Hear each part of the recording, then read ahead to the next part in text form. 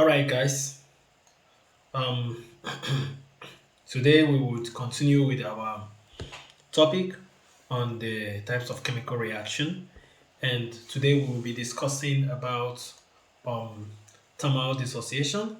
We'll be looking at thermal dissociation. We'll be looking at neutralization reaction and catalytic reaction. So these are the three types of reactions we're going to be discussing today, and I would like us to be very serious and attentive with this class today, and let us see how where we will be before the end of in the next couple of minutes on this topic. Okay, now without much further ado, I'd want us to start by discussing thermal dissociation. Thermal dissociation. Thermal dissociation. We've been able to discuss other types of reaction. We've been able to discuss we've been able to discuss combination reaction, decomposition, dissociation, and double decomposition reaction. So when you talk about thermal dissociation reaction is the same thing as just a decomposition reaction. So it is the same thing, same as decomposition reaction. They are the same, but the only difference is that the only in the sense that both of them involve breaking down of big compounds into elements or compound elements. So both of them involve breaking down of elements into pieces. I mean compounds into pieces. So that is and they both also use heat. So similarities between similarities similarities between thermal dissociation, we can say thermal decomposition, because we discussed it before this. The similarities between thermal decomposition and thermal dissociation is includes the following. We have different. We have this. We have one. Both involve breakdown.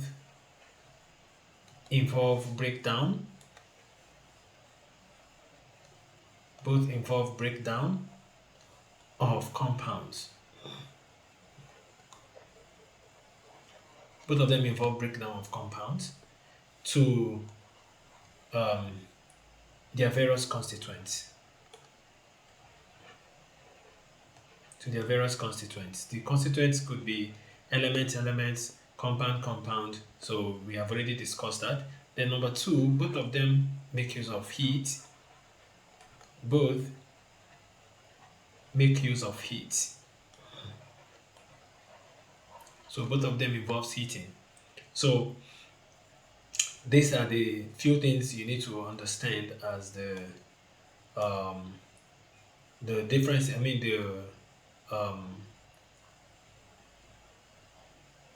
the similarities between thermal decomposition and thermal dissociation.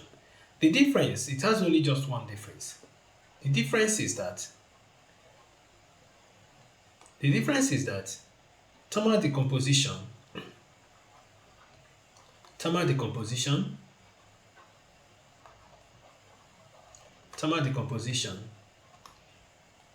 is an irreversible reaction. Is an irreversible reaction. While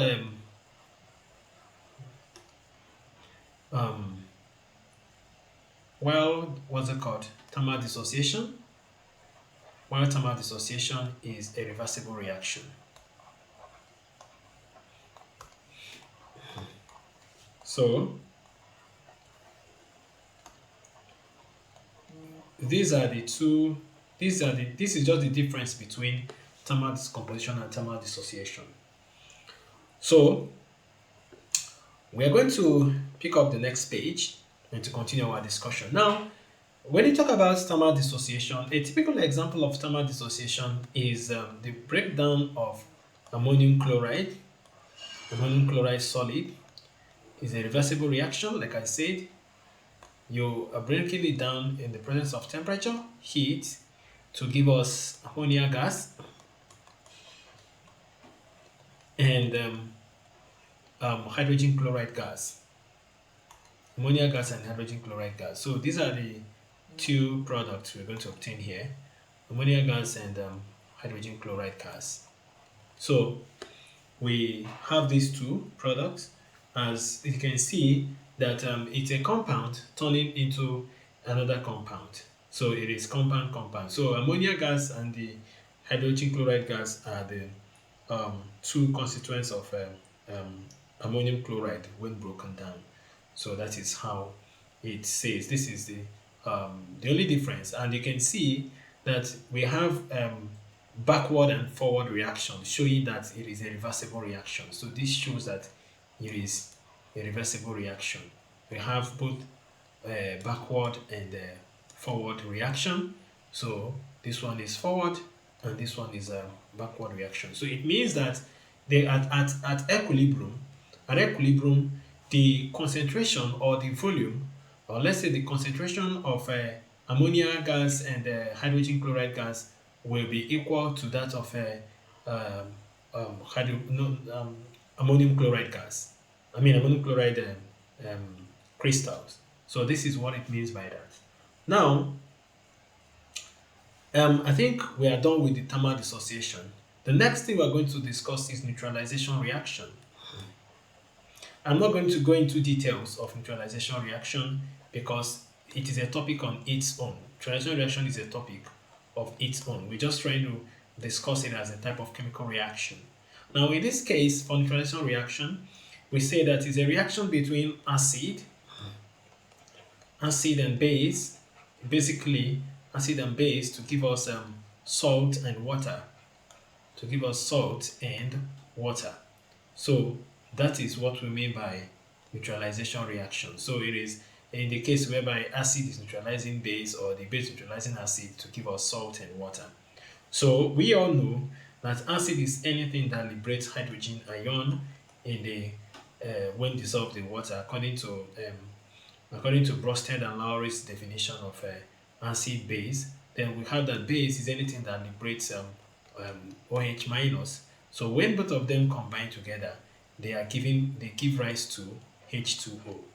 Now, the main reason why we talked about salt is that these positive and negative ions are accompanied by ions we call spectators ion. Spectators, we call them spectators ions. They are not part of the reaction. They are called just spectators ions. So they are accompanied by those spectators ions. Those spectators ions are what actually form the salt. Let's take, for example, if you have hydrochloric acid, and you have something like sodium hydroxide. So you know that this is also going to follow the way of double decomposition reaction. So in this case, we have that H plus will come out here and Cl minus will come out here, and we have Na plus will come out here and OH minus will come out here as well. So if you remember the former topic we discussed where we talked about the double decomposition reaction, we talked about that you cannot marry your brother as a woman, and as a woman you cannot also marry another woman. So that is the rule of the game here. In this case now, we know that this is going to marry this negative positive, and this one here is going to marry this again negative positive. It's going to give us NaCl plus H2O. So you can see that actually the sodium and chloride ions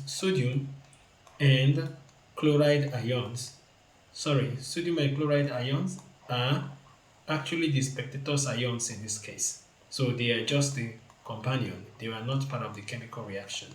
So these ones here are the spectators ions. So we call them spectators ions. And these one H plus and OH minus are the participants. They are the ones that actually participated in the chemical reaction. They're the ones that actually participated in the chemical reaction. So this is what we mean by neutralization reaction. This is just a nutshell of what we mean by neutralization reaction. It is a topic on its own, and we are not going to treat it as a topic in this case. We're not going to treat neutralization reaction as a topic in this case. All right, having discussed that neutralization reaction, we're going to look at catalytic reaction as well. Catalytic reaction. Catalytic reaction. But first of all, what do you mean by a catalyst? What is a catalyst? What is a catalyst? Anything that alters the rate of a chemical reaction, anything that alters the rate of a chemical reaction is called a catalyst. Anything that alters the rate of a chemical reaction is called a catalyst. So anything you use to alter the rate of chemical reaction is called a catalyst. Sometimes a reaction might take like 100 years of reaction, but within some of the food we eat in our body, some of the food we eat, some of them take like ordinarily could have taken millions of years to get digested. But with the help of a catalyst or catalyst in the body, the food only takes few minutes to get digested. So that is when it has altered the rate of a chemical reaction. So in this case now, what are the properties of a catalyst? There are numerous properties of a catalyst. There are numerous properties of a catalyst. There are numerous properties of a catalyst. One, they are known to alter the rate of chemical reaction, or they speed up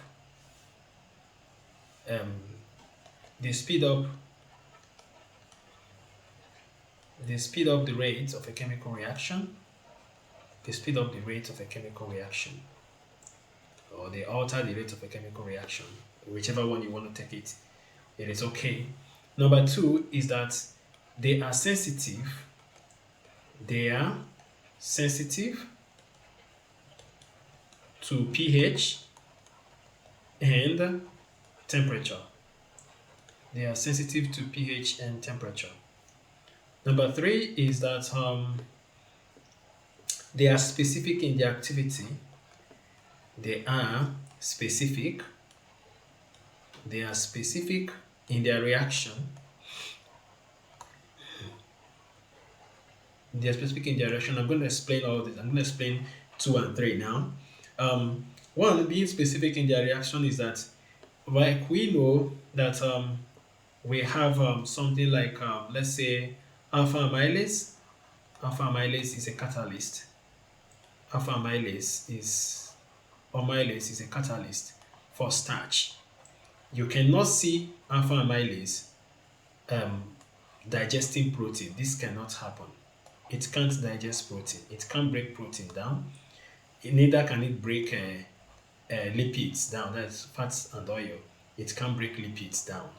So it can't attack lipids. But it can only digest starch. And even in the digestion of starch, it is a specific type of starch, not all kind of starch that alpha amylase will digest.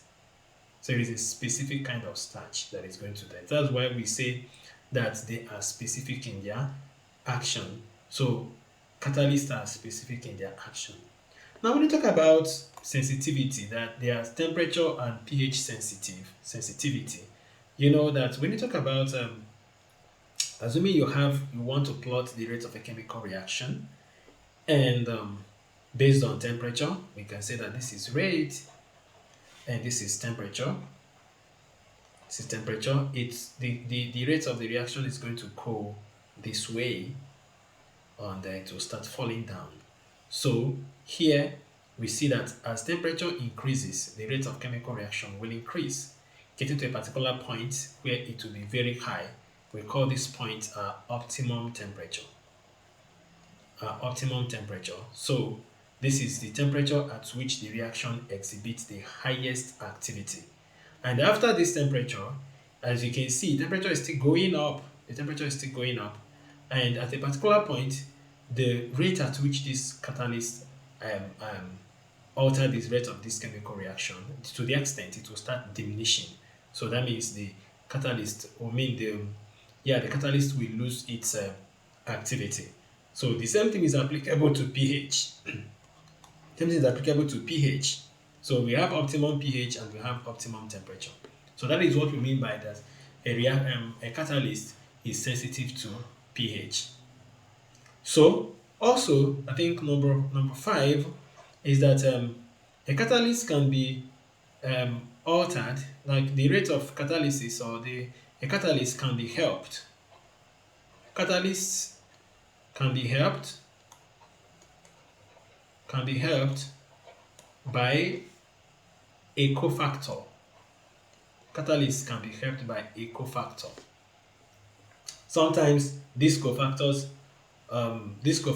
are catalyst helpers, so they have what it takes to assist the catalyst in their activity.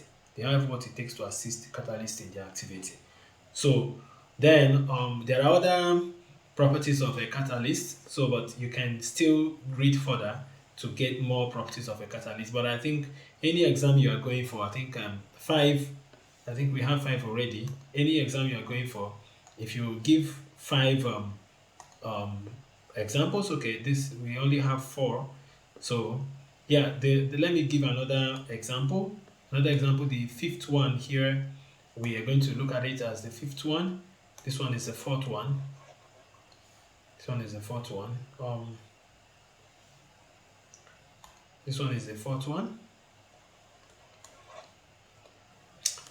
Then the 5th one is that they can be denatured, or they are not affected at the end of the reaction. That means the concentration, let me put it right the way it's supposed to be. Let me put it right the way it's supposed to be. Yeah, the concentration or the masses are not affected at the end of the reaction. The concentration or the amount is not affected at the end of the reaction. That means you don't lose any quantity. So you still, they can be recovered. So the same amount that entered the reaction is the same amount that will come out. And this is the main reason why you don't write a catalyst. Yes, that's a very important point that I just remembered. This is the main reason why you don't write a catalyst as part of the reaction. For example, if you have and if you want to produce ammonia, you have nitrogen gas reacting with hydrogen gas. Nitrogen gas reacting with hydrogen gas. This is supposed to be a reversible reaction, but for the sake of this reaction, for the sake of this topic, let's just put it this way.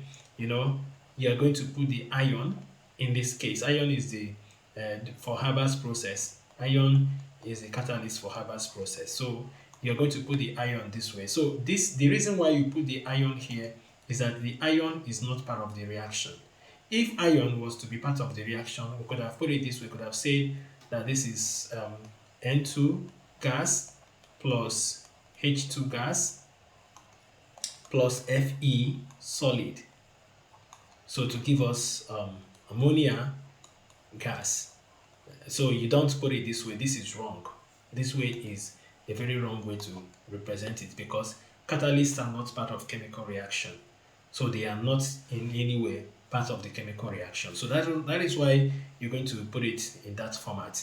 So at the end of the day, they are recovered at the end of the day, or you obtain them, they are not affected. That's why they are not part of the chemical reaction. I repeat, some exam questions might ask you, why don't you put catalyst among the reactants? The reason is that they are not part of the chemical reaction, and that this property 5, or the 5th property, has shown that they are recoverable. That means you can collect the enzyme back, the catalyst back, when you are done. Now, when you say that a reaction controlled by a catalyst. A reaction controlled by a catalyst is called catalytic reaction or catalysis. Catalytic reaction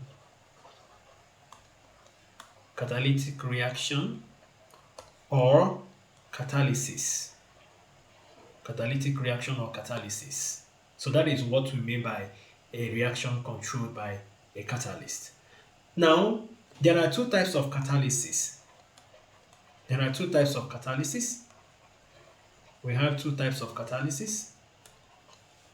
They are homogeneous catalysis, and we have heterogeneous catalysis. Homogeneous and heterogeneous catalysis. What is the difference between the two? Homogeneous catalysis, for homogeneous catalysis, the reactants and the catalyst,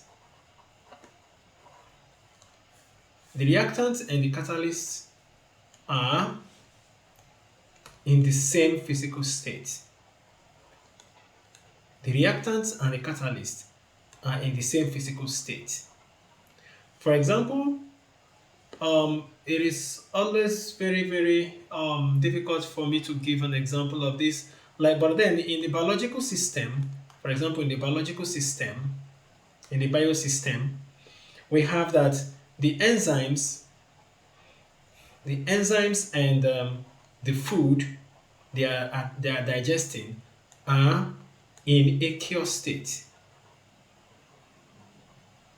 Both of them are in aqueous state. So that is what we mean by homogeneous catalysis. Homogeneous catalysis are normally found in biological system. Then in the chemical system, okay, let's say the next one is heterogeneous catalysis.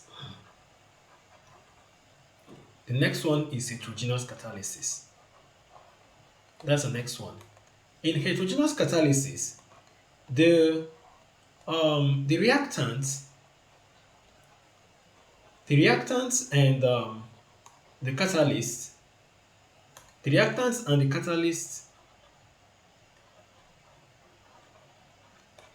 are in different physical states. They are in different physical states. What do we mean by this? Let's take example again, the previous example we've given. We have N2 gas plus H2 gas. We have ion in solid state being the catalyst. As you can see here, that both of them are in different physical states. These are the two reactants, and this one is the catalyst. As you can see, the reactants are in gaseous state, while let me write it clearer here. I don't know if we have N2 gas plus H2 gas. So in this case, we have ion is in solid state, and we have ammonia is in the gaseous state. Now, we are not interested in the product. Some people will look at the product as their reference. We are not interested in the product. The product is not of interest to us. So we are only interested in the reactant. So you can see that the reactants are in gaseous state, while the catalyst is in solid state. Another example is in the formation of